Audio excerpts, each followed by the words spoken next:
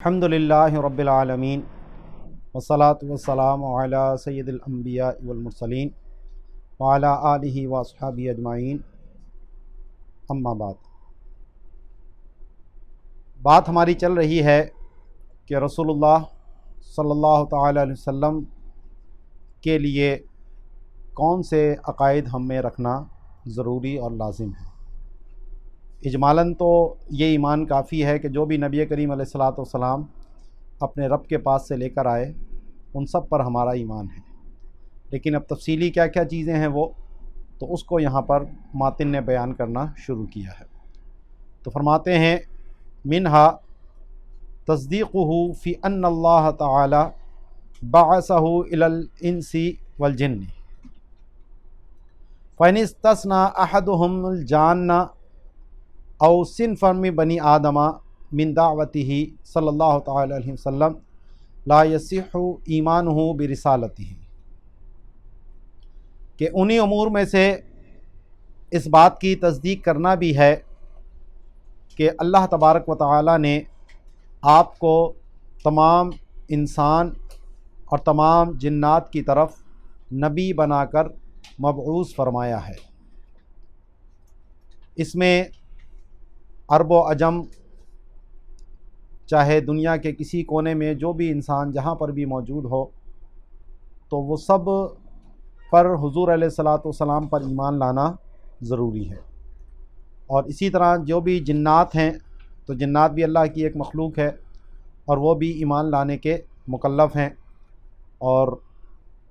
ان کی طرف بھی نبی کریم علیہ الصلوۃ والسلام کو مبعوث فرمایا گیا ہے۔ تو اگر کوئی جنات کا استثناء کرتا ہے کہ حضور علیہ الصلوۃ والسلام جنات کی طرف نبی بنا کر نہیں بھیجے گئے، یا انسانوں میں سے کسی بھی صنف کی وہ استثناء کرے کہ نبی علیہ الصلوۃ والسلام ان کی طرف نبی بنا کر نہیں بھیجے گئے، چاہے امریکہ ہو، یورپ ہو، یا اور آسٹریلیا، نیوزی لینڈ، جو دور دراز علاقے بھی ہیں، سب جگہ نبی کریم علیہ الصلوۃ والسلام کی نبوت اور رسالت موجود ہے، اور وہاں رہنے والے ہر شخص پر نبی کریم علیہ الصلوۃ والسلام پر ہی ایمان لانا لازم ہے۔ تو اگر کوئی کسی بھی علاقے کا، کسی قوم کا، کسی قبیلے کا، بلکہ اعلیٰ حضرت نے حاشیے میں لکھا بل شخصاً ولو واحداً، ایک فرد کا بھی استثناء کرے گا تو وہ اس کا رسول اللہ صلی اللہ علیہ وسلم کی رسالت پر ایمان درست نہیں ہوگا، کیونکہ آپ علیہ الصلوۃ والسلام کا جو اللہ نے بھیجا ہے للعالمین، تمام جہانوں کے لیے نذیر بنا کر بھیجا ہے، تو اس لیے آپ کی جو نبوت اور رسالت ہے وہ ہر علاقے کو اور حضور کے بعد جتنے بھی زمانے ہیں قیامت تک تمام زمانوں کے لیے عام اور شامل ہے۔ وفی الملائکۃ اختلاف، اب جو انسان اور جنات کے علاوہ دیگر مخلوقات ہیں، کیا آپ علیہ الصلوۃ والسلام ان کے بھی نبی ہیں؟ تو اس میں پھر اختلاف ہے۔ فرشتوں کے بارے میں اختلاف ہوا کہ کیا فرشتوں پر بھی لازم ہے کہ وہ آپ علیہ الصلوۃ والسلام پر ایمان لائیں، تو اس لیے فرمایا ملائکہ میں اختلاف ہے۔ وقال المثبتون تکلیفہم تشریفی لا کا تکلیفنا، تو کچھ لوگوں نے انکار کیا اس کا کہ فرشتوں، کیونکہ وہ تو اللہ کی معصوم مخلوق ہے، تو ان کے وہ اس اعتبار سے مکلف نہیں ہیں جس طرح ہم مکلف ہیں۔ تو جو اس بات کرتے ہیں اس بات کا، یعنی کہ نبی علیہ الصلوۃ والسلام فرشتوں کے لیے بھی نبی بنا کر بھیجے گئے ہیں، تو وہ اس بات کو تو تسلیم کرتے ہیں کہ فرشتے ہماری طرح مکلف نہیں ہیں، لیکن ان کو لیے نبی بنا کر بھیجنے کا مطلب یہ ہے کہ ان کا نبی علیہ الصلوۃ والسلام پر ایمان لانا یہ تشریف کے لیے ہے، یعنی ان کا شرف، ان کو بھی حضور کے امتی ہونے کا شرف حاصل ہو جائے، تو اس لیے فرمایا تکلیفہم تشریفی، تو ان کا جو مکلف ہونا ہے وہ تشریفی ہے، یعنی باعث عزت ہونے کے لیے ہے، لا کا تکلیفنا، ہمارے مکلف ہونے کی طرح نہیں ہے کہ کچھ کرنا ہم پر لازم ہے اور کچھ چھوڑنا ہم پر لازم ہے، تو ایسا فرشتوں کے ساتھ معاملہ نہیں ہے۔ وقدل حیوانات والجمادات، تو اسی طرح جو حیوانات ہیں اور جو یعنی جاندار چیزیں، اور جو جمادات ہیں یعنی جو بے جان چیزیں ہیں، تو کیا آپ علیہ الصلاۃ والسلام ان کی طرف بھی نبی بنا کر بھیجے گئے ہیں؟ تو اس میں بھی اختلاف ہے، تو بعض نے انکار کیا اس کا اور بعض نے اس بات کیا، اور ماتن کے نزدیک اس بات ہی مختار ہے، کیونکہ جب دو قول ہوں اور ایک قول کو ذکر کر کے اس کی دلیل پیش کی جائے، تو یہ دلیل پیش کرنا ماتن کے نزدیک اس کے راجح ہونے کی دلیل ہوتی ہے۔ تو فرمایا کہ اسی طرح معاملہ حیوانات اور جمادات کا بھی ہے۔ قالوا تکلیفہما بحسب حالہما من ذکر او تسبیح او نحوہما، تو جن علماء نے یہ کہا کہ نبی کریم علیہ الصلاۃ والسلام ان کے بھی نبی بنا کر بھیجے گئے ہیں، تو یہ تو مکلف نہیں ہے، تو پھر یہاں نبی ہونے کا کیا مطلب ہے؟ تو اس لیے فرمایا کہ ان کا مکلف ہونا یعنی جمادات اور حیوانات کا، وہ ان کے حال کے مناسب ہے، یعنی ذکر میں مشغول رہنا یا تسبیح کرنا یا اسی کے مثل اور دیگر امور جو ان کے اوپر لازم ہیں۔ وَاسْتَدَلُّوا بِشَهَادَةِ الدَّبِّ وَالْحَجَرِ وَالشَّجَرِ لَهُ بِالرِّسَالَةِ، اور جن علماء نے کہا کہ نبی علیہ الصلاۃ والسلام ان کی طرف بھی نبی بنا کر بھیجے گئے ہیں، تو انہوں نے دلیل پکڑی ہے گوہ کے گواہی دینے، پتھر کی اور درخت کی، نبی کریم علیہ الصلاۃ والسلام کی رسالت کی۔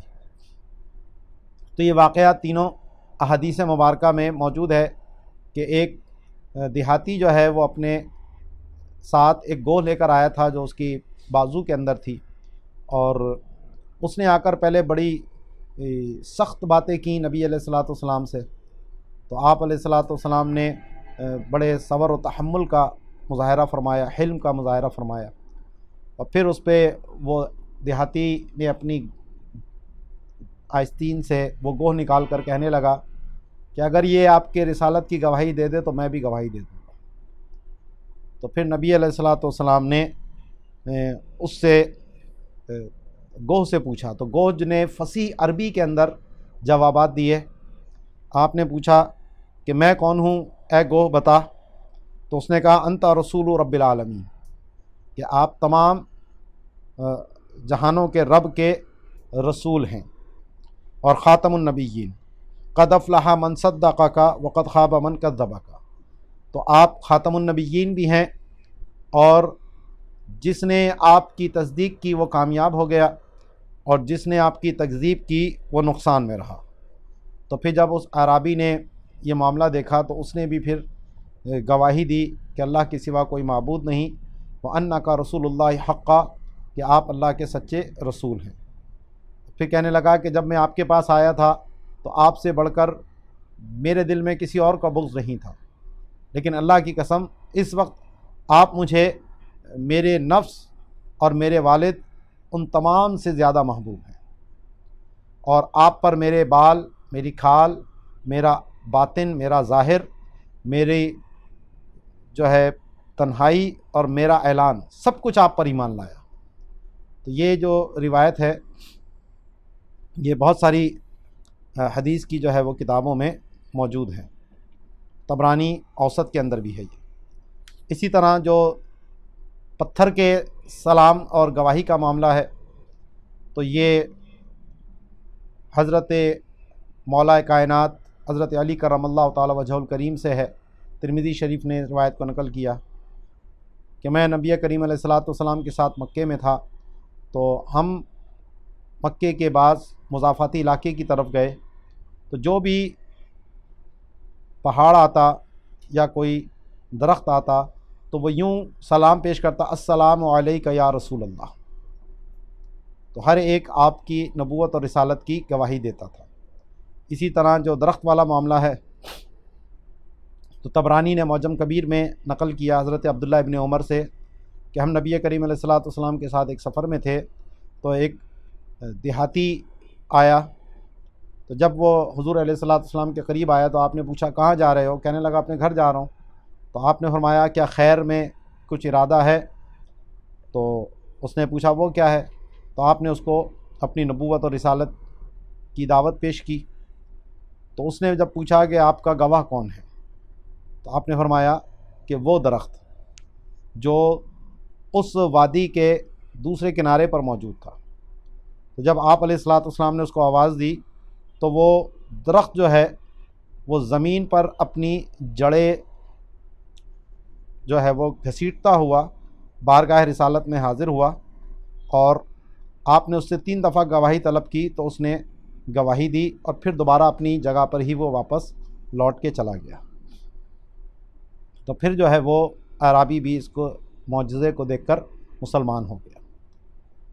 تو ان حضرات نے ان 3 واقعات سے بھی دلیل پکڑی، اور وبقولہ تعالی، اور اللہ تعالیٰ کے اس قول سے، لیکون للعالمین نذیرا، سورہ فرقان کی پہلی جو آیت ہے اس کا یہ حصہ ہے، تاکہ آپ سارے جہانوں کے لیے ڈر سنانے والے ہوں۔ وبقولہ صلی اللہ تعالی علیہ وسلم، اسی طرح آپ علیہ الصلوۃ والسلام کا یہ فرمان بھی موجود ہے، ارسلت الی الخلق کافہ، کہ مجھے تمام مخلوق کی طرف رسول بنا کر بھیجا گیا ہے۔ وفائدۃ الارسال للمعصوم وغیر المکلف طلب اذعانہ لشرفہ ودخولہما تحت دعوتہ تشریفا لہ علی سائر المرسلین۔ تو آپ علیہ الصلوۃ والسلام کو جو معصوم یعنی فرشتوں کی طرف نبی بنا کر بھیجا گیا، اور اسی طرح جو غیر مکلف یعنی حیوانات اور جمادات کی طرف جو نبی بنا کر بھیجا گیا، تو اس کا فائدہ یہ ہے کہ ان لوگوں کو یہ اذعان ہو آپ علیہ الصلوۃ والسلام کے شرف اور افضلیت کا، یعنی ان کے اوپر لازم ہے کہ وہ آپ علیہ الصلوۃ والسلام کے شرف کا یقین رکھیں، اور اسی طرح یہ آپ علیہ الصلوۃ والسلام کو عظمت دینے کے لیے ہے کہ یہ ساری چیزیں آپ کی دعوت کے تحت شامل ہیں، یعنی آپ کی امت دعوت میں یہ بھی شامل ہیں، تاکہ آپ کا شرف جو ہے وہ تمام انبیاء پر ظاہر ہو، کیونکہ دیگر جو انبیاء ہوتے تھے وہ کسی مخصوص علاقے، مخصوص قوم، مخصوص زمانے کے لیے ہوتے تھے، لیکن نبی علیہ الصلوۃ والسلام کی جو رسالت ہے وہ قیامت تک کے زمانے کے لیے ہے، اور ہر علاقے کے لیے اور ہر مخلوق کے لیے ہے۔ اس پہ اعلیٰ حضرت نے ایک حاشیہ لگایا، تو وہ دیکھ لیتے ہیں۔ تو فرماتے ہیں کہ ذکر المصنفی دلائل ھذا القول امارۃ اختیارہ، کہ ماتن کا اس قول کے دلائل ذکر کرنا یہ اس بات کی دلیل ہے کہ یہی قول ان کے نزدیک مختار ہے۔ فإن التعلیل دلیل التعویل، کیونکہ جو علت بیان کرنا ہے وہی معتمد ہونے کی دلیل ہوتا ہے۔ وہو المختار عندنا، اور ہمارے نزدیک بھی یہی قول مختار ہے۔ وبہ نقول، اور ہمارا قول بھی یہی ہے۔ وحسبنا الآیۃ والحدیث الصحیح المذکورۃ المروی فی صحیح مسلم، فلا تخص العمومات الشرعیۃ الا بدلیل، وأین الدلیل؟ تو کہتے ہیں ہمیں آیت اور وہ حدیث جو مسلم کے اندر مذکور ہے وہ کافی ہے، یہی ارسلت الی الخلق کافہ والی۔ تو جو عمومات شرعیہ ہوتے ہیں ان کو دلیل کے بغیر خاص نہیں کیا جاتا، اور یہاں تو کوئی دلیل موجود ہی نہیں ہے۔ والتمسک بعدم العقل مقطوع بقواطع النقل۔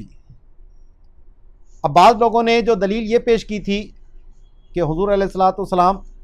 ان حیوانات اور جمادات کی طرف رسول بنا کر نہیں بھیجے گئے ہیں کہ ان میں تو عقل ہی نہیں ہے، جب عقل ہی نہیں ہے تو یہ مکلف کیسے ہو سکتے ہیں؟ تو فرماتے ہیں کہ یہ جو عدم عقل سے تمسک کرنا ہے جو مخالفین نے کیا ہے، تو یہ نقل کی جو قطعی دلیلیں ہیں ان کے ذریعے منقطع ہے، یعنی جو نقلی دلیلیں ہیں اور قطعی ہیں وہ اس دلیل کا توڑ کر دیتے ہیں۔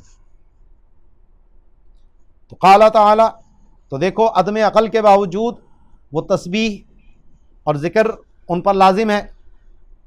تو اللہ تعالیٰ نے فرمایا وَإِن مِّن شَيْءٍ إِلَّا يُسَبِّحُ بِحَمْدِهِ، سورہ اسراء کی آیت نمبر 44 میں، کہ جو بھی شے ہے وہ اس کی خوبی بیان کرتے ہوئے اسے سراہتی ہے،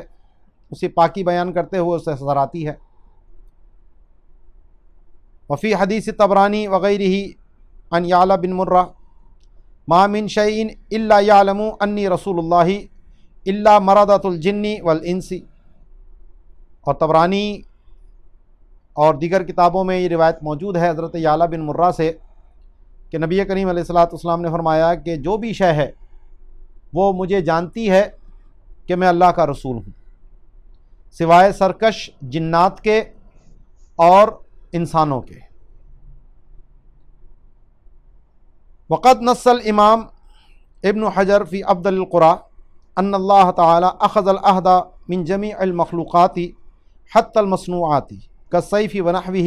بالایمان بمحمد صلی اللہ تعالی وسلم. رزقنا اللہ حسن الایمان بمحمد صلی اللہ تعالی علیہ وسلم آمین. تو فرماتے ہیں کہ علامہ ابن حجر نے افضل القرآن جو ان کی کتاب ہے اس میں یہ صراحت کی ہے کہ اللہ تعالیٰ نے تمام مخلوقات سے یہ عہد لیا ہے، یہاں تک کہ جو انسانوں کی بنائی ہوئی چیزیں ہیں جیسا کہ تلوار وغیرہ، کہ یہ سب محمد صلی اللہ علیہ وسلم پر ایمان لائیں گے. تو اللہ تعالیٰ ہمیں نبی کریم علیہ الصلوۃ والسلام پر حسن ایمان کی دولت عطا فرمائے. ٹھیک ہے جی، جو بھی بنیں گے کیونکہ سب مخلوق ہیں. آگے اگلا جو عقیدہ نبی کریم علیہ الصلوۃ والسلام کے بارے میں رکھنا ہر مومن کے لیے ضروری ہے کہ وَمِنْهَا أَن يُؤْمِنَ بِأَنَّ اللَّهَ خَتَمَ بِهِ النَّبِيِّينَ وَخَتَمَ اللَّهُ حُكْمَهُ بِمَا لَا يُخْلِفُ مِنْهُ، کہ یہ ایمان رکھے کہ اللہ نے آپ علیہ الصلوۃ والسلام پر نبوت کا سلسلہ ختم فرما دیا ہے، اور اللہ تعالیٰ نے اپنے حکم پر مہر لگا دی ہے کہ اب اس سے وعدہ خلافی نہیں ہے، اس سے پلٹنا نہیں ہے. وصاحب المعتمد بعد ذالک اطال الکلام وقال فی الآخر. تو صاحب معتمد نے یہ بات ذکر کرنے کے بعد تفصیلی کلام کیا، اور اس کلام کے آخر میں انہوں نے یہ بات کہی کہ ھذہ المسألۃ بحمد اللہ تعالی ظاہرۃ بین الاسلامیین غنی عن البیان واما المقدار الذی ذکرنا فلئلا یوقع زندیق جاہلا فی الشبہۃ. تو کہتے ہیں کہ یہ جو مسئلہ ہے اللہ کی حمد سے یہ مسلمانوں کے مابین ظاہر ہے اور اس میں کسی بیان کی حاجت بھی نہیں ہے. تو یہ جتنی بات ہم نے ذکر کی ہے وہ تو اس لیے ذکر کر دی کہ کوئی زندیق کسی جاہل شخص کو شبے میں نہ ڈال دے، ورنہ جو بھی ذرا بھی علم رکھتا ہے تو اس کو اس بات میں کوئی شک و تردد کا مسئلہ ہے ہی نہیں. وَكَثِيرًا مَا يُغَالِطُونَ بِأَنَّ اللَّهَ عَلَى كُلِّ شَيْءٍ قَدِيرٌ. اور یہ زندیق یہ مغالطہ دیتے ہیں کہ جی اللہ تو ہر شے پر قادر ہے، تو جب اللہ ہر شے پر قادر ہے تو حضور کے بعد بھی کسی کو نبوت دے دے. وَالسِّرُّ، اور راز اس میں یہ ہے کہ ان القدرۃ لا ينکرها احد، کہ جناب علی اللہ کی قدرت کا تو کوئی بھی انکار نہیں کرتا. لیکن لما اخبر اللہ تعالی عن شیء ان یکون کذا او لا یکون کذا لا یکون الا کما اخبر اللہ تعالی وهو اخبر بانه لا يكون بعده نبی آخر. وهذه المسألة لا ينكرها الا من لا يعتقد نبوته لانه ان كان مصدقا بنبوته اعتقد صادقا في كل ما اخبر به. تو فرماتے ہیں کہ لیکن جب اللہ نے یہ خبر دے دی ہے کسی شے کے بارے میں کہ وہ اس طرح ہوگی، یا یہ خبر دے دی کہ وہ اس طرح نہیں ہوگی، تو پھر وہ معاملہ اسی طرح ہوگا جس طرح اللہ نے خبر دی ہے، کیونکہ اللہ کے کلام میں جھوٹ تو ہو نہیں سکتا، وہ تو محال ہے اللہ کے لیے، اور اللہ ہی نے یہ خبر دی ہے کہ آپ علیہ الصلاۃ والسلام کے بعد کوئی اور نبی نہیں ہوگا۔ تو فرماتے ہیں کہ یہ مسئلے کا انکار وہی کرے گا کہ جو آپ کی نبوت پر اعتقاد نہیں رکھتا، کیونکہ اگر وہ آپ کی نبوت کی تصدیق کرتا ہے تو پھر اس کا یہ بھی اعتقاد ہوگا کہ نبی کریم علیہ الصلاۃ والسلام نے جو بھی خبر دی ہے وہ سچی ہے۔ اذ الحجج التي ثبت بها بطریق تواتر نبوته ثبت بها ایضا انه آخر الانبیاء، کیونکہ وہ دلیلیں جن سے تواتر کے طور پر نبی علیہ الصلاۃ والسلام کی نبوت ثابت ہوئی ہے، تو انہی سے یہ بھی ثابت ہوا ہے کہ آپ سب سے آخری نبی ہیں۔ ٹھیک ہے جی۔ اب یہ جو فی زمانی ہی، اس کا تعلق بھی انہ لا یکون بعدہ نبی آخر، یہ لا یکون سے متعلق ہے۔ یہ تو فی زمانی ہی و بعدہ الی القیامت لا یکون نبی، تو یہ بلکہ لا یکون جو بعد میں آ رہا ہے اس سے متعلق ہے کہ آپ کے زمانے میں اور آپ کے بعد قیامت تک کوئی اور نبی نہیں ہو سکتا۔ فمن شک فیہ یکون شاکن فیہا، تو جو اس بات میں شک کرے گا تو وہ آپ کی نبوت میں بھی شک کرنے والا ہوگا۔ وَأَيْضًا مَنْ يَقُولُ إِنَّهُ كَانَ نَبِيٌّ بَعْدَهُ أَوْ يَكُونُ أَوْ مَوْجُودٌ وَكَذَا مَنْ قَالَ يُمْكِنُ أَنْ يَكُونَ فَهُوَ كَافِرٌ۔ تو فرماتے ہیں اسی طریقے سے جو یہ کہے کہ حضور کے بعد کوئی نبی ہوا یا ہوگا یا موجود ہے، یا اسی طرح کہے کہ ممکن ہے کہ ہو، تو یہ سب کے سب کافر ہیں۔ تو ھذا شرط صحت الایمان بخاتم الانبیاء محمد صلی اللہ تعالی علیہ وسلم، انتہا ملخصا مترجما۔ تو فرماتے ہیں کہ یہ خاتم الانبیاء محمد صلی اللہ علیہ وسلم پر ایمان کے صحیح ہونے کی شرط ہے کہ آپ کو خاتم النبیین مانا جائے، یعنی سب سے آخری نبی، اور آپ کے بعد کسی کے لیے بھی نبوت کا درست ماننا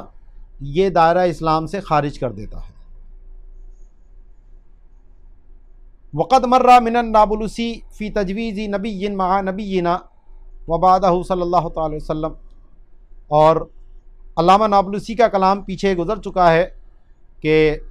ہمارے نبی کے ساتھ یا ان کے بعد کسی بھی نبی کو جائز ماننا یہ کفر صریح ہے، دائرہ اسلام سے بندے کو خارج کر دیتا ہے۔ وفی التحفۃ شرح المنہاج فی کتاب الردۃ او کذب رسولا او نبیا او نقصہ بأی منقص کأن صغر اسمہ مریدا تحقیرہ او جوز نبوت احد بعد وجود نبینا صلی اللہ تعالی علیہ وسلم وعیسیٰ علیہ السلام نبی قبل فلا یرد ومنہ تمنی النبوت بعد وجود نبینا صلی اللہ تعالی علیہ وسلم کا تمنی کفر مسلم بقصد الرضا بہ لا التشدید علیہ ومنہ ایضا لو کان فلان نبیا ما آمنت او آمنت بہ ان جوز ذلک علی الاوجہ۔ تو فرماتے ہیں کہ جو منہاج کی شرح تحفہ ہے اس کے اندر جو کتاب الردت ہے، مرتد کا باب، اس کے اندر آپ نے فرمایا، متن کی جو بریکٹ میں عبارت ہے وہ متن کی عبارت ہے، اور جو باہر کی عبارت ہے وہ شرح کی عبارت ہے۔ تو فرمایا او کذب رسولا او نبیا، کہ کسی بھی رسول یا کسی بھی نبی کی تکذیب کرنا یہ بندے کو کافر بنا دیتا ہے۔ ایک نبی ایک رسول کی بھی تکذیب یہ دائرہ اسلام سے خارج کر دیتی ہے، یا کسی بھی توہین والی چیز سے وہ ان کی توہین کرے، نقص لگائے۔ مثال دے کے سمجھایا، جیسا کہ کسی بھی نبی کے نام کی تصغیر کرنا ان کی تحقیر کے ارادے سے۔ تو اعلیٰ حضرت نے نیچے حاشیے میں بیان کیا، احتراز بھی عن التصغیر علی وجہ المحبہ، کہ یہ جو تحقیر کے ارادے سے کہا تو یہ انہوں نے قید اس لیے لگائی تاکہ اگر کوئی محبت کے طور پر نام کی تصغیر کرتا ہے تو یہ بہرحال کفر نہیں ہے۔ فَإِنَّهُ وَإِن لَّمْ يَجُزْ أَيْضًا لِلْإِيهَامِ لَكِن لَا كُفْرَ، کہ ایہام کی وجہ سے اگرچہ یہ جائز تو نہیں ہے لیکن بہرحال کفر نہیں ہے۔ او جوز نبوت احد، یا اسی طرح ہمارے نبی علیہ الصلوۃ والسلام کے بعد کسی اور کے لیے نبوت کو جائز مانے، یعنی اس کو نبوت ملنا درست سمجھے، تو اب نبوت ملنے کی جو قید لگائی تو یہ اس سے احتراز ہو گیا حضرت عیسیٰ علیہ السلام سے۔ تو اس لیے فرمایا کہ حضرت عیسیٰ علیہ السلام جو تھے وہ تو آپ کے وجود یعنی دنیا میں تشریف لانے سے پہلے ہی نبی ہیں، تو اس لیے ان کے دنیا میں دوبارہ آنے سے کوئی اعتراض وارد نہیں ہوتا یہاں، کہ آپ جو واپس تشریف لائیں گے تو یہ اس سے یہ کفر لازم نہیں آتا۔ تو نیچے فرماتے ہیں فَإِنَّ خَتْمَ النُّبُوَّةِ إِكْمَالُهُ بِبُنْيَانِهَا فَلَا يُنَبَّأُ أَحَدٌ بَعْدَ ظُهُورِهِ صلی اللہ تعالی وسلم لا ان لا یوجد بعدہ وعنده احد ممن نبیا قبلہ۔ فرماتے ختم نبوت کا جو معنی ہے وہ یہ کہ آپ علیہ الصلوۃ والسلام نے جو نبوت کی عمارت تھی اس کو مکمل فرما دیا، تو لہٰذا اب آپ صلی اللہ علیہ وسلم کے دنیا میں ظہور کے بعد کوئی اور نبی نہیں بنایا جائے گا۔ ختم نبوت کا یہ معنی نہیں ہے کہ آپ صلی اللہ علیہ وسلم کے بعد یا آپ کے زمانے ہی میں کوئی ایسا شخص نہ پایا جائے جو آپ سے پہلے ہی نبی بنایا گیا ہو، جیسے حضرت عیسیٰ علیہ السلام۔ ٹھیک ہے جی، تو اس سے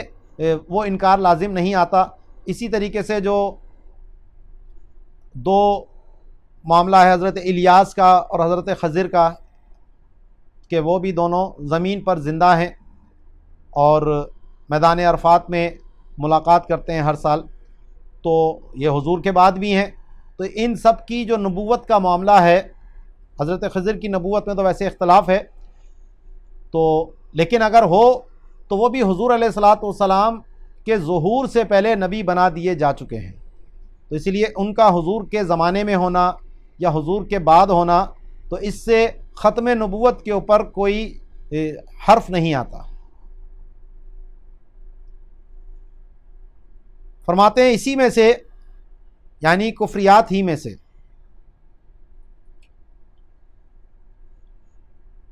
حضور علیہ الصلوۃ والسلام ہمارے نبی کے پائے جانے کے بعد نبوت کی تمنا کرنا، چاہے اپنے لیے ہو یا کسی دوسرے کے لیے ہو، تو یہ بھی کفریات میں سے ہے۔ جیسا کہ کسی مسلمان کے کفر کی تمنا کرنا اس پر رضا کے ارادے سے، کیونکہ رضا بالکفر کفر ہے، کفر پر راضی ہونا بھی یہ خود کفر ہے، تو اس لیے قید لگائی کہ اس پر رضا کے ارادے سے، لا تشدید علیہ۔ ہاں اگر کوئی بہت ظالم ہے، ظلم و ستم کرتا ہے اور اس پہ کوئی اس کو بد دعا دے کہ اللہ تجھے کافر کر دے، تو یہ کفر نہیں ہے، کیونکہ یہاں یہ کفر کو رضامندی نہیں ہے بلکہ اس شخص سے بغض اور عداوت ہے کہ کفر کی وجہ سے یہ ہمیشہ جہنم کی آگ میں جلے۔ وَمِنْهُ أَيْضًا، اور اسی کفریات میں سے یہ بھی ہے کہ اگر کوئی یوں کہے کہ اگر فلاں نبی ہوتا تو میں اس پہ ایمان نہ لاتا، یا یہ کہنا کہ میں اس پر ایمان لاتا، تو اگر یہ بطور جواز کے کہہ رہا ہے اوجہ طور پر تو کفر ہے۔ تو اعلیٰ حضرت اس کے اوپر حاشیہ لگاتے ہیں ای قید فی الآخر، کہ یہ جو بعد والا جملہ ہے اس میں یہ قید ہے ان جوزا کی، یعنی اگر فلاں نبی ہوتا تو میں اس پہ ایمان لے آتا، یہ اگر اس طور پہ وہ کہہ رہا ہے کہ حضور کے بعد وہ کسی کی نبوت کو جائز مان رہا ہے، تو پھر کفر ہوگا.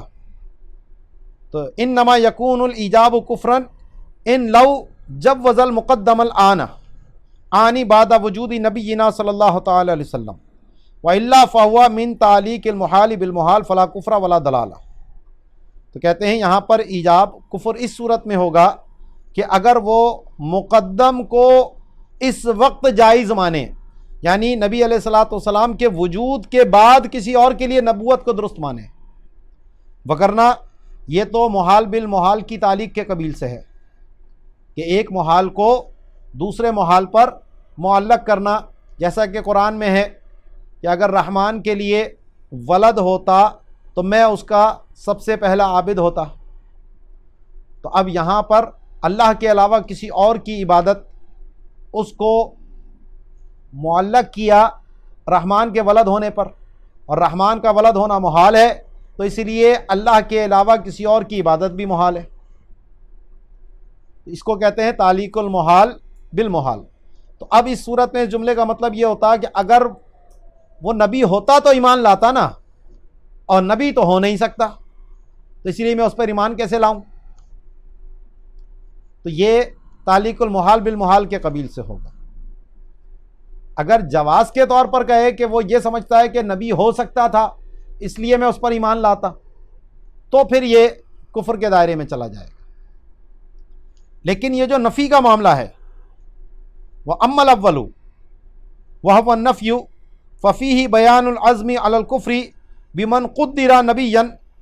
والعزم علی الکفر کفر فافہم. تو فرماتے ہیں جو پہلی بات ہے کہ اگر فلاں نبی ہوتا تو میں اس پر ایمان نہ لاتا، تو یہاں اس سے بھی مراد بھی وہی ہے، ای قبل وجود نبینا صلی اللہ علیہ وسلم، یعنی ہمارے نبی اس کے وجود سے پہلے کسی کے بارے میں یہ کہے کہ اگر وہ نبی ہوتا تو میں اس پر ایمان نہ لاتا، تو اس کی نبوت کو فرض کر کے اس پر ایمان کی نفی کر رہا ہے. اور جو عزم علی الکفر ہے وہ خود کفر ہے، تو اسی اعتبار سے اس کو کفر کہا گیا. یہ نہیں ہے کہ حضور علیہ الصلوۃ والسلام کے بعد کسی کے لیے نبوت کو فرض مان کر پھر اس کی نفی کرے. اسی لیے اعلیٰ حضرت نے ففہم فرمایا. تو بعض لوگوں کو یہاں یہ شبہ لگتا ہے کہ آج کے دور میں نبوت فرض کیسے کسی کے لیے کی جا سکتی ہے، یہ تو محال ہے، محال شرعی ہے، تو اس لیے اس کی تو نفی کرنا لازم ہے کہ حضور کے بعد کوئی نبوت کا دعویٰ بھی کرے تو میں اس پہ ہرگز ایمان نہیں لاؤں گا، یہ تو کہنا لازم ہے. ٹھیک ہے، تو یہاں مراد ہے حضور علیہ الصلوۃ والسلام سے پہلے کسی شخص کے بارے میں اس کی نبوت کو فرض کرے اور پھر یہ کہے کہ میں ان پر ایمان نہیں لاؤں گا یا میں ان پر ایمان نہیں لاتا. تو یہ عزم کفر کا ہوا کہ ماضی میں یہ بات ہوتی اور میں وہاں موجود ہوتا تو میں ان کا انکار کر دیتا، تو یہ عزم کفر کہلائے گا. تو اس لیے یہاں پر یہ قید لگانا ضروری ہے، ای قبل وجودی نبینا صلی اللہ تعالی علیہ وسلم بمن قدر نبیا کے اندر یہ میں نے حاشیہ یہاں پر اپنا لگا دیا ہے، اور یہ ففہم سے کہہ کر اعلیٰ حضرت اسی کی طرف اشارہ کر رہے ہیں، کیونکہ ایک اپنے آپ کو علم الکلام کے بڑے ماہر سمجھتے تھے، وہ مجھے انہوں نے عبارت دکھا کے بھائی یہ تو دیکھو اعلیٰ حضرت کیا فرما رہے ہیں، تو پھر میں نے سمجھایا بھائی اس کا مطلب یہ ہے کہ حضور علیہ الصلوۃ والسلام کے وجود سے پہلے کسی شخص کی نبوت کو فرض کر کے پھر وہ یہ کہے کہ میں ان پر ایمان نہیں لاتا، تو یہ ماضی کا عزم کفر ہے کہ میں ان کے زمانے میں ہوتا تو میں ان پہ ایمان نہیں لاتا. تو اس لیے یہ کفر پر عزم جو ہے وہ خود کفر ہے. ٹھیک ہے، بات سمجھ آ گئی نا؟ تو ففیہ بیان العزمی علی الکفر بمن قدر نبیا. ٹھیک ہے، تو یہ ایک ذرا مقام اشتباہ کا تھا، اس لیے اس کی وضاحت جو ہے نا وہ بہت ضروری تھی. قال القاری فی شرح الشفاء للقاضی، تو ملا علی قاری نے شرح الشفاء میں قاضی ایاز مالکی کی جو متن ہے اس کے اوپر شرح کرتے ہوئے فرمایا وَيُمْكِنُ حَمْلُهُ أَنَّهُ يُجَوِّزُ كَوْنَ نَبِيٍّ مُرْسَلٍ يَظْهَرُ بَعْدَ نَبِيِّنَا صلی اللہ تعالی علیہ وسلم فَيَكُونُ أَمْرُهُ أَشَدَّ۔ اب وہ ایک جملہ تھا جو قاضی ایاز مالکی نے نقل کیا تھا، تو اس کی شرح کرتے ہوئے کہتے ہیں اس جملے پہ نہیں کہا انہوں نے، یہ وہ ایک اور جملہ ہے جو فندق صاحب فندق کے حوالے سے وہ آگے بھی جملہ آئے گا، تو اس پہ انہوں نے کہا کہ یہ جو کفر قرار دیا گیا ہے تو اس کو اس صورت پر محمول کرنا ممکن ہے کہ وہ یہ جائز سمجھ رہا ہے کہ وہ نبی مرسل ہو جو ہمارے نبی علیہ الصلاۃ والسلام کے بعد ظاہر ہو۔ یعنی جو اس نے کہا کہ ہوٹل والا جو ہے اگرچہ وہ نبی ہو، تو اب وہ نبی کی جو بات اس نے کہی تو اس سے یہ بھی ممکن ہے کہ وہ حضور کے بعد اس کی نبوت کو ممکن مان رہا ہے، تو پھر تو معاملہ اور سخت ہو جائے گا، کیونکہ حضور کے بعد نبوت ماننا یہ ویسے ہی کفر ہے۔ وَلِذَا قَالَ بَعْضُ عُلَمَائِنَا أَنَّ مَنِ ادَّعَى النُّبُوَّةَ فَقَالَ لَهُ قَائِلٌ أَظْهِرِ الْمُعْجِزَةَ كَفَرَ۔ اسی لیے فرماتے ہیں ہمارے بعض علماء نے یہ فرمایا کہ جو نبوت کا دعویٰ کرے اور کہنے والا اس سے کہے کہ تو اپنا معجزہ ظاہر کر، تو یہ کفر کا مرتکب ہوگا، لیکن اس میں قید ہے کہ کب معجزہ طلب کرنا کفر ہے، تو وہ نیچے بات آ رہی ہے۔ تو قال الخفاجی فی ذیل قول القاضی ومن ادعى النبوۃ لنفسه بعد نبینا صلی اللہ تعالی علیہ وسلم کالمختار وغیرہ۔ قال ابن حجر وبه يظهر كفر كل من طلب منه معجزة لأنه يطلب منه مجوزا لصدقه مع استحالته المعلومة من الدين ضرورة، نعم ان اراد بذلك تصفیحه وتکذیبه فلا کفر به۔ تو قاضی ایاز مالکی کا جو یہ قول ہے کہ جس نے اپنے لیے نبوت کا دعویٰ کیا، تو اس کی شرح میں علامہ خفاجی جو ہے وہ فرماتے ہیں کہ ہمارے نبی علیہ الصلاۃ والسلام کے بعد کوئی نبوت کا دعویٰ کرے، جیسے مختار ثقفی نے کیا تھا اور دیگر لوگوں نے، جیسا مرزا غلام قادیانی نے کیا، اور مسیلمہ کذاب، اسود انسی اور دیگر بہت سے جھوٹے دعوے دار نبوت کے پیدا ہوئے، اور مسلمانوں نے ہمیشہ ان کا جو ہے وہ شدید رد کیا، اور کبھی بھی اس مسئلے میں جو بھی اہل قبلہ ہیں ان کا اختلاف نہیں ہوا کہ حضور کے بعد کوئی بھی نبوت کا جو دعوے دار ہے وہ مرتد ہے، دائرہ اسلام سے خارج ہے۔ جو اس کو نبی تسلیم کرے گا تو وہ خود بھی دائرہ اسلام سے خارج ہوگا، اور اس کے کافر و مرتد ہونے میں جو شک کرے گا وہ خود بھی دائرہ اسلام سے خارج ہوگا۔ تو ابن حجر نے فرمایا کہ اس سے ظاہر ہو جاتا ہے ہر اس شخص کا کفر جس نے اس جھوٹے نبی سے معجزہ طلب کیا، کیونکہ وہ اس سے معجزے کا جو طلبگار ہے وہ اس کے صدق کو جائز قرار دیتے ہوئے ہے کہ یہ سچا ہو سکتا ہے اپنے اس دعوے میں، حالانکہ اس کا صدق جو ہے وہ تو محال ہے اور بدیہی طور پر دین میں معلوم ہے۔ یعنی کوئی بھی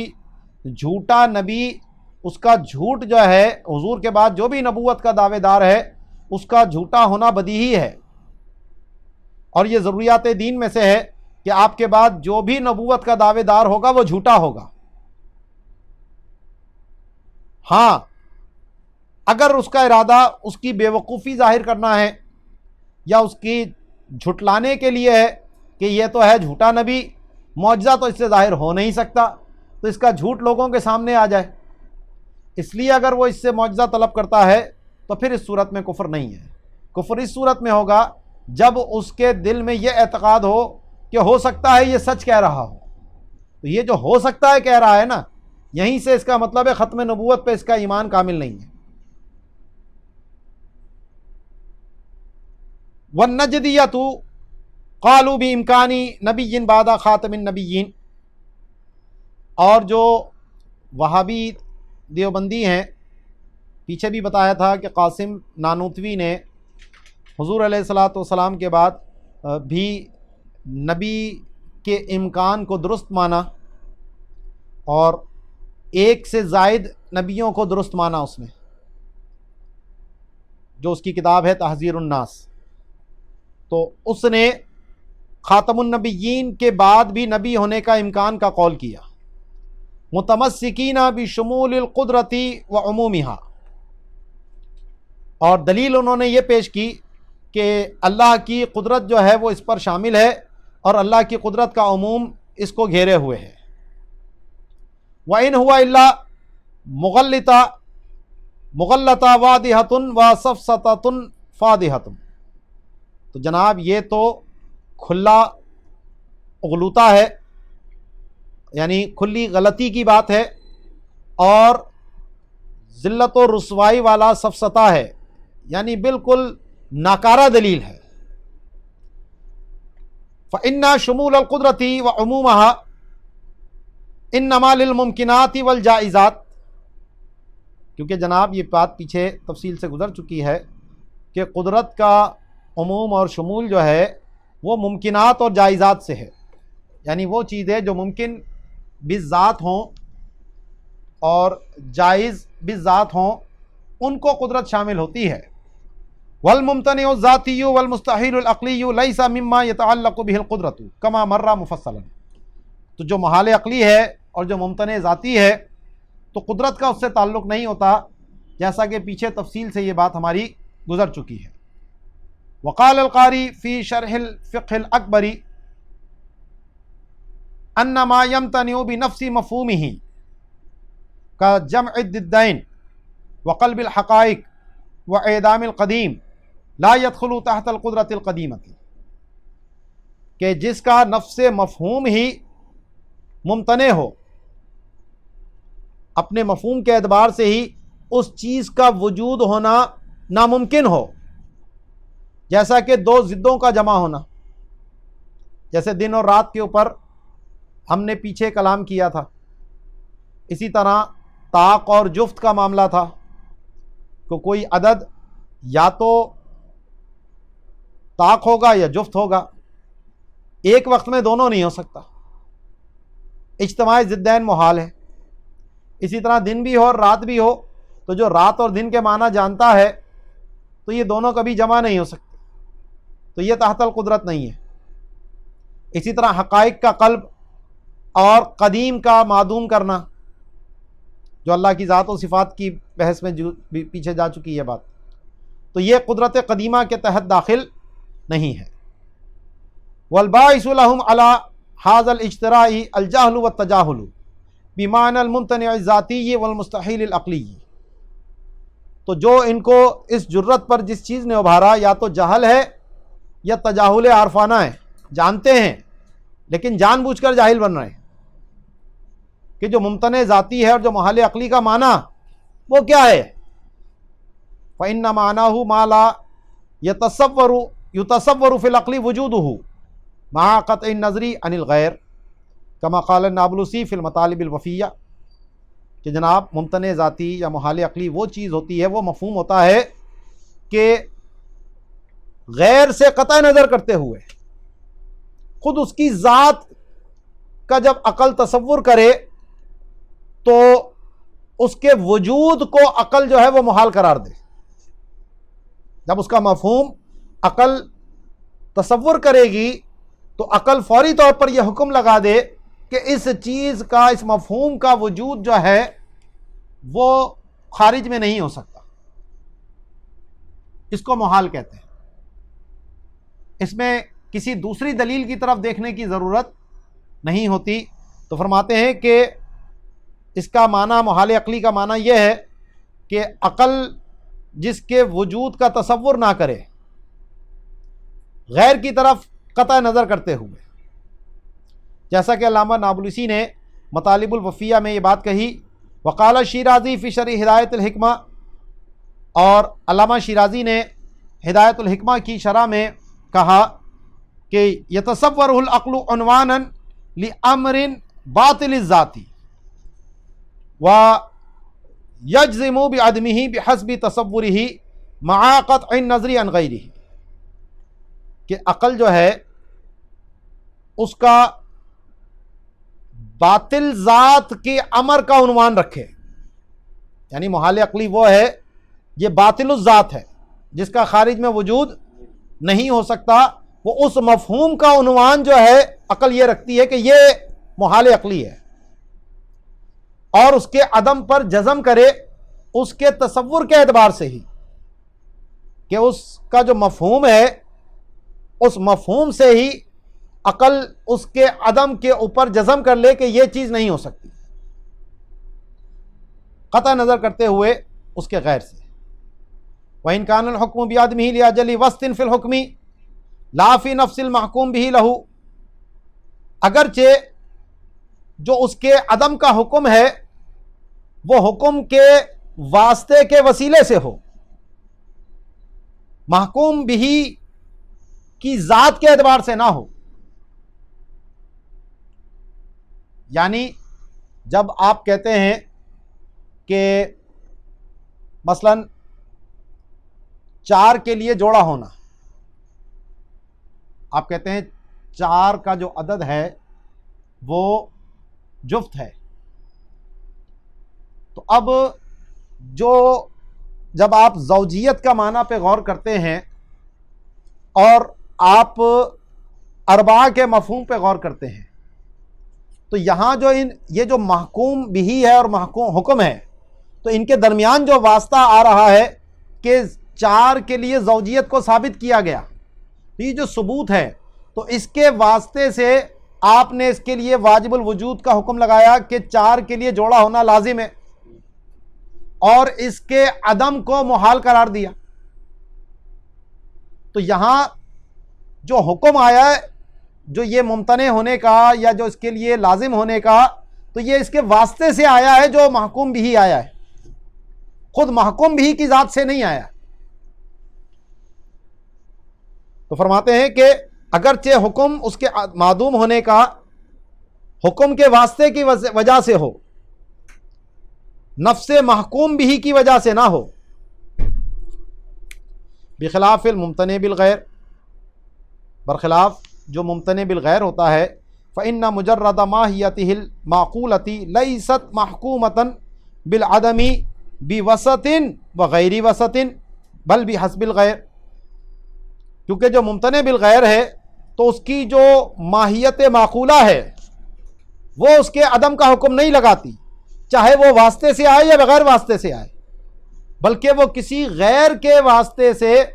उस पर अगर मादूम होने का हुक्म लगाती हो तो वो मुहाल बिल गैर कहलाता है। ठीक है जी। फ़कौनुन नबी, तो यहाँ से इंशाअल्लाह आगे हम गुफ्तगू को शुरू करेंगे, क्योंकि यहाँ थोड़ी सी बात ज़रा लंबी है, तो इंशाअल्लाह दर्स का हम सिलसिला यहाँ मुनक़ते करके अगला दर्स यहीं से इंशाअल्लाह हम इसको शुरू करेंगे। वमा अलैना इल्लल बलागुल मुबीन। अल्हम्दुलिल्लाहि रब्बिल आलमीन वस्सलातु वस्सलामु अला सय्यिदिल अंबिया वल मुरसलीन। पिछले दर्स में ख़ातमुन नबिय्यीन के हवाले से हमारी बात हुई थी, और वहाँ मुहाल अक़ली और मुहाल बिल गैर के दरमियान फ़र्क को बयान किया था कि जो मुहाल अक़ली है उसका कुदरत से ताल्लुक़ नहीं होता, और जो मुहाल बिल गैर होता है उसका मामला जुदा होता है। तो मुहाल अक़ली की 2 किस्में आई थीं, एक तो मफ़हूम के एतबार से, और एक जो है वो जो हुक्म में वास्ता है उसके एतबार से। तो ये जो दोनों किस्में होती हैं वो मुहाल अक़ली ही की होती हैं। तो उसी के ऊपर आगे मातिन फरमाते हैं, फ़कौनुन नबिय्यि बादा ख़ातमन नबिय्यीन मुमतनिअन ज़ातियन व मुहालन अक़लियन ज़ाहिर, के ख़ातमुन नबिय्यीन के बाद किसी नबी का होना ये मुमतने है और मुमतने ज़ाती है और मुहाल अक़ली है, तो ये होना ज़ाहिर है, क्योंकि ख़ातमुन नबिय्यीन का माना ही वो है कि जो सबसे आखिरी नबी हो। अब जो इस मफ़हूम को जानता है تو اس کے بعد اس کے لیے کسی بھی نبی کا امکان ماننا یہ محال عقلی ہوگا، کیونکہ خاتم النبیین ہے ہی جب سب سے آخری، تو جب اس کے بعد جب سب آ چکے تب سب سے آخر میں جو آیا، تو اس مفہوم کو ماننے کے بعد یہ کہنا کہ کوئی اور آیا تو اس کا مطلب ہے پھر سب سے پہلے جو تھے وہ سب نہیں آئے تھے، تو وہ خاتم النبیین نہیں ہو سکتا۔ اسی بات کو اعلیٰ حضرت فرماتے ہیں فَإِنَّ بَقَاءَ بَعْضِ الْأَفْرَادِ بَعْدَ انتہاءِ كُلِّهَا لَا يَتَصَوَّرُهُ الْعَقْلُ إِلَّا عُنْوَانًا لِحَقِيقَةٍ بَاطِلَةٍ، کہ تمام کے انتہا کے بعد بعض افراد کا باقی رہنا، تو یا تو سارے کے سارے منتہی نہیں ہوئے، اور اگر منتہی ہوئے ہیں تو پھر باقی کیسے رہ گیا کوئی؟ تو اس لیے عقل اس کو ایک حقیقت باطلہ کا ہی عنوان تصور کرے گی کہ اگر خاتم مان رہے ہو تو پھر کوئی بچا نہیں، اور اگر کوئی بچ گیا تو پھر خاتم نہیں، یہ دونوں چیزیں نہیں ہو سکتی۔ تو خاتم النبیین کے مفہوم میں یہ بات شامل ہے کہ عقل میں اب ان کے بعد کسی اور نبی کا آنا محال ذاتی ہو گیا ہے، تو اسی لیے کہا کہ خاتم النبیین کے بعد نبی کا آنا یہ محال عقلی اور ذاتی ممتنع ذاتی ہے۔ وَإِمْكَانُ خاتم النبیین وَإِمْكَانُ النبی مطلقاً لا يمنع من کون النبی بعد خاتم النبیین ممتنعا ذاتیا ومحالا عقلیا۔ تو فرماتے ہیں کہ خاتم النبیین کا امکان اور مطلقاً نبی کا امکان، یعنی قطع نظر کر کے خاتم النبیین سے، تو یہ حضور کے بعد کسی اور نبی آنے کو ممتنع ذاتی نہیں کہتا بلکہ ممتنع بالغیر کہتا ہے، اور یہ محال عقلی نہیں ہے بلکہ محال بالغیر ہے۔ مراد یہاں پر یہ ہے کہ ایک تو ہے کہ حضور کو خاتم النبیین مان کر پھر کسی اور نبی کے آنے کی بات کرنا، یہ تو محال عقلی ہے، کیونکہ خاتم النبیین کے مفہوم میں آخری ہونا۔ لیکن اگر اس سے قطع نظر کر کے امکان خاتم النبیین کی بات کی جائے، یعنی کیا حضور علیہ الصلوۃ والسلام کے علاوہ بھی کوئی اور خاتم ہو سکتا تھا، تو یہ امکان عقلی موجود تھا، ٹھیک ہے۔ تو یہ جو یہاں پر امکان ہے، تعدد امکان پایا جاتا ہے کہ یہ امکان میں تعدد تھا کہ حضور علیہ الصلوۃ والسلام بھی خاتم النبیین ہو سکتے تھے، کوئی اور بھی خاتم النبیین ہو سکتا تھا، اللہ کے یہ حکم فرمانے سے پہلے کی بات ہو رہی ہے۔ تو اس وقت تو یہ عقلی طور پر امکان میں تعدد موجود تھا، لیکن امکان تعدد نہیں ہے، یعنی کہ ایک ہی وقت میں یا الگ الگ وقت میں بہت سارے خاتم النبیین ہو جائیں، یہ نہیں ہو سکتا، عقل اس کو محال کرے گی۔ بات سمجھ آئی کہ ایک ہے تعدد امکان، مثلا دور سے ایک شخص آتا ہوا میں نظر آ رہا ہے، دکھ رہا ہے ایک ہے، تو اب یہاں پر تعدد امکان ہے کہ وہ زید بھی ہو سکتا ہے، وہ بکر بھی ہو سکتا ہے، وہ عمر بھی ہو سکتا ہے، تو امکان میں تعدد ہے، لیکن یہ امکان تعدد نہیں ہے کہ وہ جو آ رہا ہے وہ زید بھی ہو، بکر بھی ہو، عمر بھی ہو، ایک ہی وقت میں تینوں ہوگا ایک ہی، کیونکہ وہ واحد ہے، ٹھیک ہے۔ تو ایسے ہی اب خاتم النبیین تو ایک ہی ذات ہوگی، تو اللہ نے جب رسول اللہ صلی اللہ علیہ وسلم کے بارے میں فرما دیا وہ تو متعین ہو گئے، لیکن اگر عقلی طور پر اس نص سے ہٹ کر دیکھا جاتا تو یہاں پر یہ امکان تھا کہ کوئی اور بھی خاتم ہو سکتا تھا، ٹھیک ہے، تو اس اعتبار سے حضور علیہ الصلوۃ والسلام کا خاتم النبیین ہونا یہ کوئی واجب لذاتی ہی نہیں ہے، یہ واجب لشرعی ہے، شریعت کی وجہ سے لازم ہے کہ آپ علیہ الصلوۃ والسلام خاتم النبیین ہیں، کیونکہ اللہ نے یہ فرما دیا ہے، عقلاً یہ حکم نہیں ہے، کیونکہ اس میں امکان موجود تھا کہ کوئی اور بھی ہو سکتا تھا، یہ عقلی طور پر امکان کی بات ہو رہی ہے، ٹھیک ہے، تو تعدد امکان ہے یہاں، لیکن کوئی یہ کہے کہ فلاں بھی خاتم النبیین، رسول اللہ صلی اللہ علیہ وسلم بھی خاتم النبیین اور فلاں بھی خاتم النبیین، یہ ہو گیا امکان تعدد، یہ نہیں ہو سکتا، خاتم ہوگا تو ایک ہی ہوگا، عقل یہ کہتی ہے، ٹھیک ہے، تو یہاں اس کی یہ بات کہہ رہے ہیں، تو حضور علیہ الصلوۃ والسلام کے خاتم النبیین کی خبر آنے سے پہلے کی یہ بات ہے، تو اس وقت یہ امکان عقلی موجود تھا، تو اس لیے یہاں پر یہ کہا کہ اس وقت یہ ممتنع ذاتی نہیں ہے، یا حضور علیہ الصلوۃ والسلام کے خاتم النبیین ہونے سے قطع نظر کر کے امکان نبی کی بات کی جائے، تو یہاں پر یہ محال عقلی نہیں ہوگا بلکہ محال بالغیر ہوگا، اس اعتبار سے کہ شرعی طور پر اللہ نے جب فرما دیا ہے کہ حضور خاتم النبیین ہیں، تو اب کسی اور نبی کا آنا محال شرعی ہو گیا، تو دونوں میں فرق ہے، ایک ہے خاتم النبیین کے بعد نبی کا ماننا، یہ محال عقلی ہے، اور ایک ہے مطلقاً کسی نبی کو ماننا،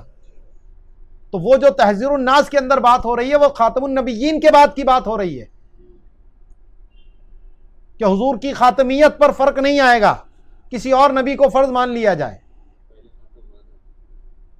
تو خاتمیت کے ساتھ وہ کسی اور نبی کی بات کر رہا ہے، وہ محال عقلی ہے، سمجھ آئی بات؟ تو اسی کو یہاں پر فرماتے ہیں کہ وہ امکان خاتم النبیین، کہ خاتم النبیین کا امکان ہونا، و امکان النبی مطلقاً، یا نبی کا امکان ہونا مطلقاً، یہ خاتم النبیین کے بعد کسی نبی کے ہونے کو ممتنع ذاتی نہیں کرتا اور محال عقلی نہیں کرتا، بلکہ اس کو محال بالغیر کہتا ہے۔ اللہ ترى، اب اس کی ایک مثال دے کے سمجھایا کہ جب ایک چیز کا وجود ہو گیا، یعنی حضور خاتم النبیین ہو گئے، اس کا وقوع ہو گیا، اب اس سے تخلف نہیں ہو سکتا، کیونکہ پھر حضور خاتم النبیین نہ رہیں گے۔ تو اللہ ترى ان الفلاسفة قالوا بامکان الزمانی و امکان عدمہ مطلقاً، کہ فلاسفہ کے نزدیک زمانہ جو ہے وہ مطلق طور پر ممکن بھی ہے، یعنی اس کا وجود اور اس کا عدم بھی، زمانے کے وجود ہونے سے پہلے کی بات ہو رہی ہے کہ جب تک زمانے کا وجود نہیں ہوا تھا تو اس وقت تک زمانے کا ہونا یا نہ ہونا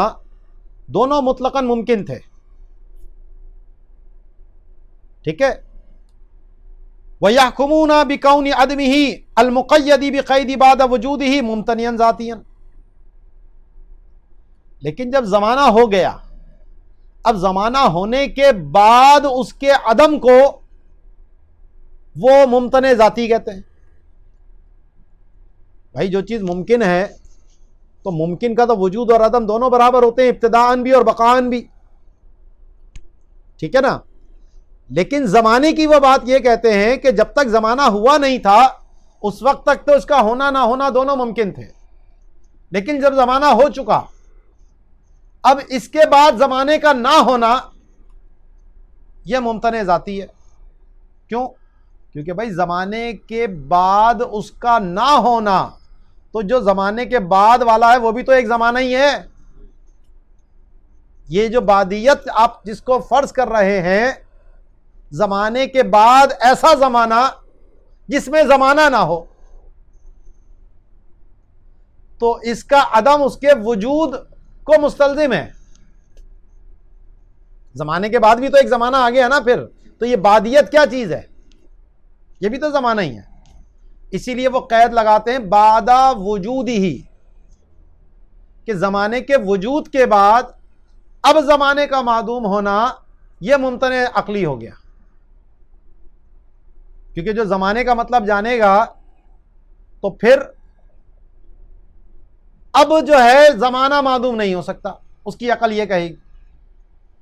تو فرماتے ہیں اللہ تعالیٰ کیا تم نہیں دیکھتے کہ فلاسفہ جو ہیں وہ امکان زمانہ اور اس کے عدم کے امکان دونوں کے قائل ہیں مطلقاً، اور لیکن وہ حکم لگاتے ہیں بکونی عدمی ہی، کہ اب زمانے کا معدوم ہونا المقید بقید بعد وجود ہی، اس کے وجود کے بعد کی قید کے ساتھ ہو کر ممتنعاً ذاتیاً، تو اب اس کا عدم کیا ہو گیا؟ وہ ممتنع ذاتی ہے، کما ہوا مصرح فی شرح الہدایہ للشیرازی و شرح المواقف للجرجانی، جیسا کہ شرح ہدایہ شیرازی میں اور شرح مواقف جرجانی میں اس کی صراحت کی ہے۔ اور اعلیٰ حضرت اسی کے اوپر حاشیہ لگا کے فرماتے ہیں لأن البعدیۃ زمانیۃ، کیونکہ زمانے کے بعد ہونا خود کیا ہے؟ تو یہ بعدیت زمانی ہی تو ہے، فعدمہ یستلزم وجودہ، تو زمانے کا عدم زمانے کے وجود کو مستلزم ہے، تو وجود بھی ہو اور عدم بھی ہو تو یہ تو محال ہو گیا۔ فیستحیل وبہ، اور یہ جو انہوں نے قید لگائی تھی کہ زمانے کے بعد بھی کیونکہ ایک زمانہ پایا جاتا ہے اس لیے زمانہ معدوم ہونے کو وہ محال کہہ رہے ہیں، تو اسی سے کہتے ہیں بہی فارقہ سائر الحوادث، کہ زمانہ جو ہے اگرچہ خود بھی ایک حادث ہے اور دیگر جو عدم سے وجود میں آئی ہوئی چیزیں ہیں وہ بھی سب حوادث ہیں، حادثہ ہیں، لیکن زمانے میں اور ان میں یہ فرق آ گیا۔ فعدمها المقید بقید بعد وجودها بل حین وجودها ممکن، کہ جتنے بھی حوادثات ہیں تو ان کے وجود کی قید کے ساتھ مقید ہو کر معدوم ہونا، بلکہ جس وقت ان کا وجود ہے اس وقت ان کا معدوم ہونا ممکن، یہ تو ممکن ہے۔ کوئی بھی چیز جو اللہ نے پیدا کی وہ بعد میں معدوم ہو جائے کوئی مسئلہ نہیں، اس کا وجود و عدم ابھی بھی برابر ہے اللہ کی قدرت کے اعتبار سے۔ وَإِنَّمَا يَسْتَحِيلُ بِشَرْطِ وُجُودِهَا، تو جناب محال کیا ہے کہ وہ وجود بھی رہے اور عدم بھی ہو جائے، یہ محال ہے عقلی طور پر، کہ وجود ہے تو عدم نہیں ہے اور عدم ہے تو وجود نہیں ہے، یہ دونوں ضدیں ایک ساتھ جمع نہیں ہو سکتی، کیونکہ وجود اور عدم دونوں ضد ہیں اور اجتماع ضدین محال ہے۔ ثم ھذا انما یتم لو قلنا بوجود الزمان، کہتے ہیں کہ یہ دعویٰ جو فلاسفہ کا ہے یہ اس صورت میں تام ہوگا جب ہم زمانے کے وجود کو تسلیم کریں، اور زمانے کے اگر وجود کو تسلیم کر لیا جائے تو اس سے بہت ساری خرابیاں لازم آتی ہیں۔ وحینئذ یثبت معاذ اللہ قدمہ ایضا بعین الدلیل، تو وہ کہتے ہیں اسی دلیل سے زمانے کا قدیم ہونا بھی لازم آ جائے گا، اور جب زمانہ قدیم ہو گیا فقدم الحرکتی و فقدم المتحرک، تو حرکت کا قدیم ہونا بھی لازم آئے گا، کیونکہ فلاسفہ کے نزدیک جو زمانہ ہے وہ فلک الافلاک کی جو حرکت مدورہ ہے، دائرے کے اندر جو حرکت ہے اس کو وہ زمانہ کے نام دیتے ہیں۔ تو جب زمانہ قدیم ہوگا تو وہ حرکت بھی قدیم ہوگی، جب وہ حرکت قدیم ہوگی تو متحرک بھی قدیم ہو جائے گا۔ وَهَذَا كُلُّهُ كُفْرٌ، اور یہ سب کے سب کفر ہیں۔ فَالْحَقُّ مَا عَلَيْهِ أَئِمَّتُنَا أَنَّ الزَّمَانَ لَيْسَ مِنْ حَقَائِقِ الْمُتَأَصِّلَةِ أَصْلًا، تو حق وہی ہے جس پر ہمارے ائمہ ہیں ماتریدیہ اور اشاعرہ، کہ زمانہ جو ہے وہ حقائق اصلیہ میں سے اصلاً کوئی حقیقت نہیں ہے، یہ صرف ایک مقداری چیز ہے کہ ایک حادث کے ذریعے دوسرے حادث کا پیمانہ ایک ماپا جاتا ہے اس کو. مثلا میں کتنی دیر بیٹھا، جناب جتنی دیر انہوں نے سورہ رحمان کی تلاوت کی مثال کے طور پر، تو ایک زمانے کو دوسرے زمانے سے کنسیڈر کیا، اس سے اس کی جانچ کی، تو زمانہ خود حادث اور یہ ایک امر اعتباری ہے، اور اس کے ذریعے ہم دوسری چیزوں کا پیمانہ ایک اندازہ مقرر کرتے ہیں. تو یہ زمانہ خارج میں کوئی حقیقت اس کا وجود نہیں ہے، جبکہ فلاسفہ جو ہے اس کو حقائق اصلیہ میں سے تسلیم کرتے ہیں. تو یہ فرق ہے ہمارے اور فلاسفہ کے مابین. وفیہ، اور اسی شرح مواقف کے اندر ہے، کون الکذب فی تبلیغی محالا نقلیا، کہ تبلیغ میں جھوٹ کا ہونا، یعنی نبی نے جو بات پہنچائی ہے اس میں انہوں نے کوئی غلط بیانی کر دی، تو یہ کہتے ہیں یہ محال عقلی ہے. وَأَنَّ تَجْوِيزَهُ عَلَى نَبِيٍّ كُفْرٌ بِالْإِجْمَاعِ، اور اس چیز کو نبی پر جائز کہنا تو یہ بالاجماع کفر ہے. وَهَكَذَا فِي الشِّفَاء، اسی طرح شفا کے اندر ہے. وَكَذَا تَجْوِيزُ صُدُورِ الْكُفْرِ وَالشِّرْكِ مِنَ النَّبِيِّ كَمَا فِي الشِّفَاء وَشُرُوحِهِ، اسی طرح یہ کہنا، اس کو جائز ماننا کہ نبی سے شرک اور کفر صادر ہو سکتا ہے، تو یہ بھی کفر ہے، جیسا کہ شفا اور اس کی شروع کے اندر ہے. وَقَذَا ظُهُورُ الْمُعْجِزَاتِ عَلَى يَدِ الْكَاذِبِ، اسی طرح معجزے کا جھوٹے نبوت کے دعوے دار کے ہاتھ کے اوپر ظاہر ہونا، یہ بھی محال عقلی ہے. پیچھے اس کے اوپر ہماری بات ہو چکی ہے. عند الماتریدیہ والشیخ ابی الحسن اشعری والامام وکثیر من المتکلمین، تو یہ اس کا محال ہونا یہ ماتریدیہ کے نزدیک ہے، اشاعرہ کے بھی نزدیک ہے، امام اعظم کے نزدیک بھی ہے، اور بہت سارے متکلمین کے نزدیک ہے. کما فی شرح المقاصد. وکذا اجتماع کمالات النبی فی غیر الانبیاء کما فی شرح العقائد للنصفی، اسی طرح نبی کے کمالات کا غیر نبی میں مجتمع ہونا یہ بھی محال ہے، اور جو اس کا دعوے دار ہوگا وہ بھی دائرہ اسلام سے خارج ہے. وَيَنبَغِي أَن يُعْلَمَ أَنَّ كُلًّا مِّنَ الْوُجُوبِ وَالْإِمْتِنَاعِ، اب یہاں پر وہی واجب ذاتی اور واجب للغیر اور ممتنع ذاتی اور ممتنع بالغیر جو ہے اس کی وضاحت ماتن تھوڑی سی اور دوبارہ فرماتے ہیں. تو فرماتے ہیں جانا جائے کہ وجوب اور امتناع میں سے ہر ایک ان کان بالنظر الی ذات الشیء فذاتی وما لا فغیری، کہ چاہے وجوب ہو یعنی اس چیز کا ثابت ہونا، اور امتناع یعنی اس کا نہ ہونا، تو اگر وہ اس ذات کے مفہوم کے اعتبار سے ہے، اس کی شے کے اعتبار سے ہے، اس کی ذات کے اعتبار سے ہے واجب ہونا یا ممتنع ہونا، تو یہ ذاتی قرار پائے گا، یعنی واجب ذاتی یا ممتنع ذاتی. اور جو اس کی ذات کے اعتبار سے نہ ہو تو وہ واجب للغیر یا ممتنع للغیر کہلائے گا. والموصوف بالذاتی واجب الوجود لذاته او ممتنع الوجود لذاته، تو کہتے ہیں پھر یہ جو پہلا ہے یعنی ذاتی ہے، پھر اس کی دو قسمیں آ رہی ہیں کہ وہ جو موصوف ہے ذاتی کے ساتھ، یا تو ذات واجب الوجود لذات ہے یا ممتنع الوجود لذات ہے، یعنی اس کی ذات کی وجہ سے واجب یا اس کی ذات کی وجہ سے ممتنع. تو ان اخذ الوجود محمولا وواجب الوجود للشيء نظرا الى ذاته ان اخذ رابطة فلازم الماہیت كزوجیت الاربعۃ واجب لها لذاتها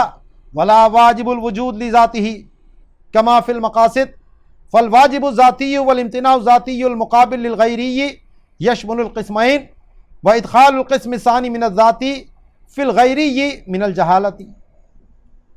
تو فرماتے ہیں کہ اب جو ذاتی کے ساتھ جو بھی مفہوم موصوف ہے، چاہے وہ وجود کا وجوب ہو یا ممتنع الوجود ہو، تو اگر وجود کو محمول مانا جائے کہ وجوب اس پر محمول ہے، یعنی الشیء واجب وجودی، تو یہ وجود اس کے اوپر محمول ہے، وہ موضوع بنے یہ محمول بنے۔ اور جو کسی شے کے لیے واجب ہے اس کی ذات کی طرف نظر کرتے ہوئے، تو اگر وہ وجود رابطہ ہو، وہ وجود رابطہ ہو تو فلازم الماہیتی، تو وہ لازم الماہیت کہلاتا ہے۔ جیسے چار کے لیے جوڑا ہونا، چار کا وجود ہے اور اس وجود کو جب ہم اس چار کے اوپر محمول کر رہے ہیں تو جو اس کی چار کی جو ماہیت ہے تو اس کے لیے جوڑا ہونا یہ اس کا لازم ہے، اور جو اس کا ماہیت کا لازم ہے تو جو حکم وجود کا ہوتا ہے وہی حکم اس لازم کا بھی ہوتا ہے۔ تو جس طرح اس کے وجود کے اعتبار سے ممتنع ہونا یا واجب ہونا آیا تھا، تو اسی طرح اس لازم کے اعتبار سے بھی جو وجود ہونا اور ممتنع ہونا آئے گا تو وہ بھی ذاتی ہی کہلائے گا۔ تو یہ لازم اس کا غیر نہیں ہے یہاں پر۔ تو فرماتے ہیں تو اگر اس وجود کو رابطہ بنایا جائے تو وہ ماہیت کا لازم ہے، جیسا کہ چار کے لیے زوجیت کا ہونا، تو جناب یہ واجب لہا، تو یہ زوجیت جو ہے وہ اس چار کو واجب ہے لذاتھا،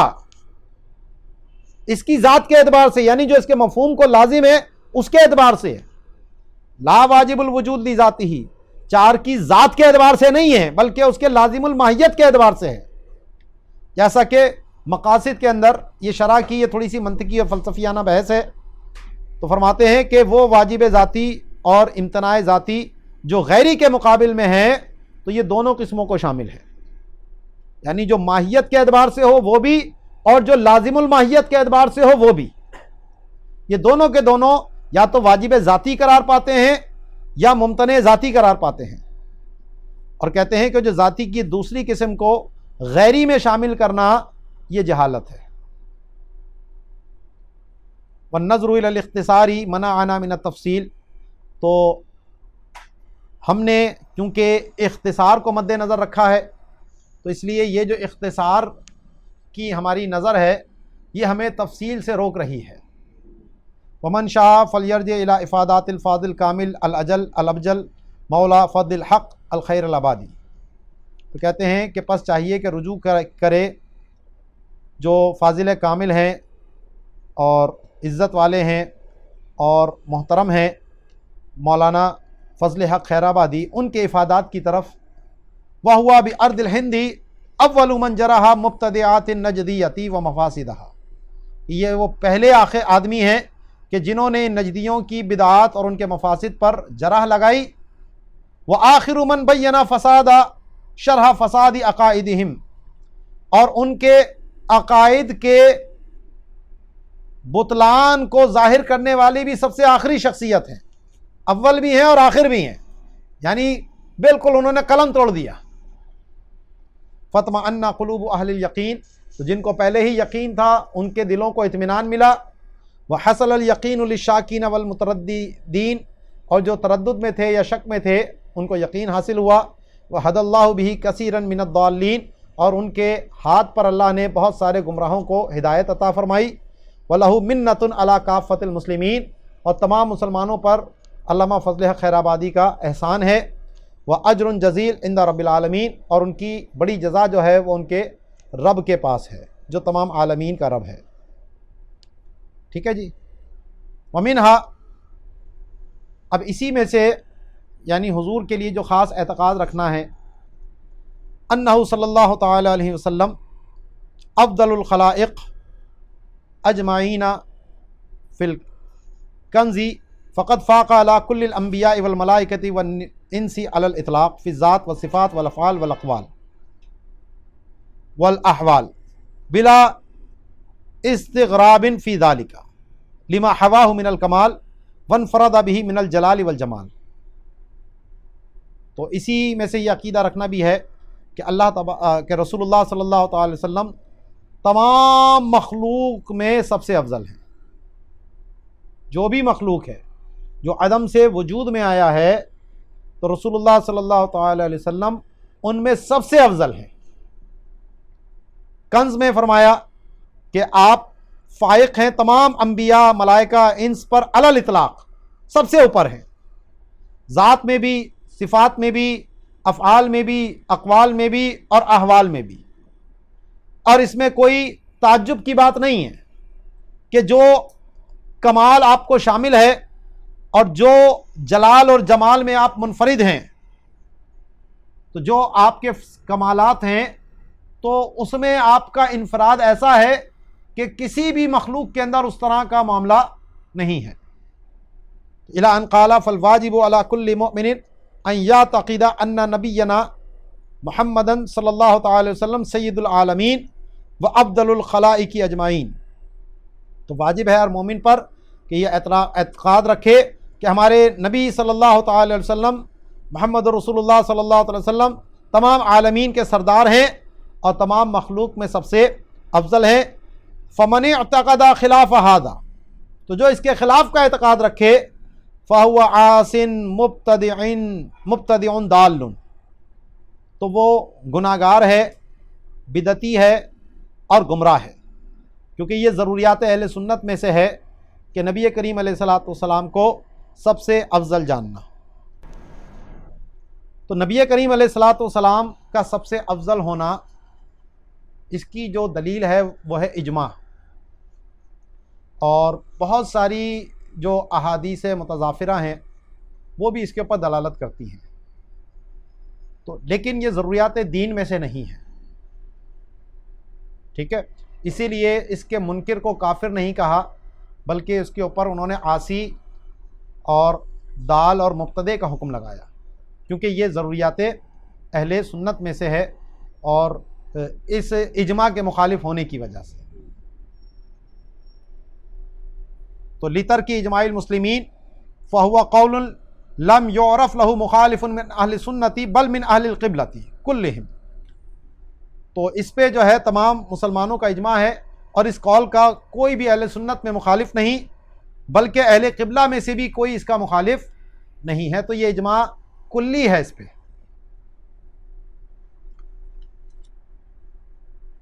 آگے